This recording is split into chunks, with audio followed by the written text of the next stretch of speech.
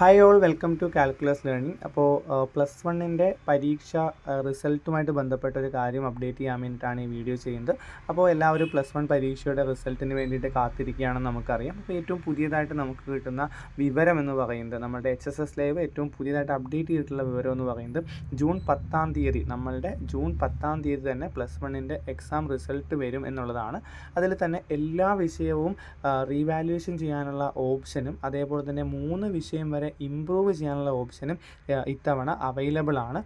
ഈ വർഷത്തെ ഇംപ്രൂവ്മെൻറ്റ് പരീക്ഷ പ്ലസ് ടുവിൻ്റെ കൂടെ നടത്താതെ നമ്മളുടെ ഒക്ടോബർ മാസം തന്നെ നടത്താൻ വേണ്ടിയിട്ട് ആലോചിക്കുന്നുണ്ട്. കഴിഞ്ഞ വർഷം മാർച്ചിൽ പൊതുപരീക്ഷയുടെ കൂടെ തന്നെയായിരുന്നു. അത് വലിയ വിവാദമായിരുന്നു, വലിയ ബുദ്ധിമുട്ടുകൾക്ക് വഴിവെച്ചിരുന്നു. അപ്പോൾ ഇത്തവണ അങ്ങനെ സംഭവിക്കാതെ പ്ലസ് വൺ കുട്ടികൾക്ക് പ്രത്യേകമായി, പഴയതുപോലെ തന്നെ പ്രത്യേകമായി ഇംപ്രൂവ്മെൻറ്റ് എക്സാം നടത്താൻ വേണ്ടിയിട്ട് ചിന്തിക്കുന്നുണ്ട്.